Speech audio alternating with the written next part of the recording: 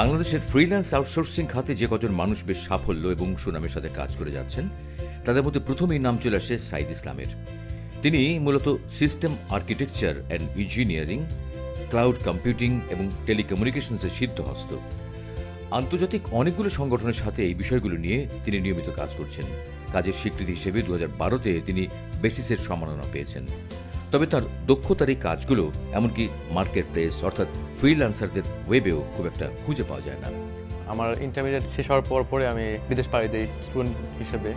আমার যে প্রথম যে জবটা শুরু হয় টেকনিক্যাল সাপোর্ট আইটির মধ্যেই পড়ে। ওর পরে আমি একটা কোম্পানি জয়েন করি গ্যান্স। তো ওখানে আমি প্রায় বছর কাজ করার পরে আমি যখন প্রপোজ করি যে একটা কাজ করি বাংলাদেশে যাই, আমি বাংলাদেশে যদি কাজ করি তাহলে বাংলাদেশ টাইমে যখন দিন সেটা কানাডার টাইমে হচ্ছে রাত। তো তখন আমাকে পাওয়া যাবে। আমার বস খুব আইডিয়াটা খুব পছন্দ করলো। আমাকে তারা 6 মাসের একটা কন্ট্রাক্ট দিয়ে পাঠায় বাংলাদেশে। তো ওটা অ্যাকচুয়ালি আমার প্রথম আউটসোর্সিং বলতে পারেন। বাংলাদেশের ফ্রিল্যান্সারেরা মূলত যে ক্ষেত্রগুলোতে কাজ করে থাকে তার মধ্যে data entry, image editing, online marketing, medical transcription এবং ওয়েব ডেভেলপিং প্রধান। এই ওয়েব ডিজাইন এবং ডেভেলপমেন্টের কাজ করেই যারা নিজেদের জীবনের গতিপথ পাল্টে দিয়েছেন তাদের একজন কুষ্টিয়ার ফারাকপুরের সন্তান রাসেল আহমেদ। কম্পিউটারের একটা দোকান ছিল, সেই কম্পিউটার দোকানে থাকাকালীন আমি ইন্টারনেট ব্যবহার করতাম।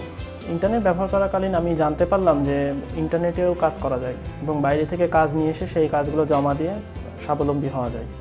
তো সেই সময় আমার কোনো গাইডলাইন ছিল না। ওয়েব ডেভেলপমেন্টটা আমার খুব ভালো লাগতো, কিন্তু এই কাজগুলো গাইডলাইন না থাকাতে আমি খুব পিছিয়ে পড়েছিলাম।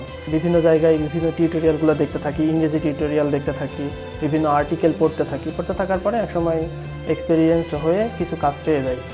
রাসেল এখন Thomas digital, design, 10th step সহ কাজ করছেন আরও প্রায় 20টি প্রতিষ্ঠানের জন্য।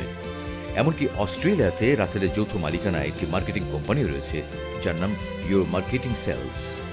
অথচ অনেকে হয়তো বিশ্বাসই করতে চাইবেন না মাত্র কয়েক বছর আগেও তার দিন কেটেছে চরম দারিদ্র্য আর হতাশায়। অনলাইনে উপার্জন পুরো গল্পটি জানুন শনিবার রাত 8:30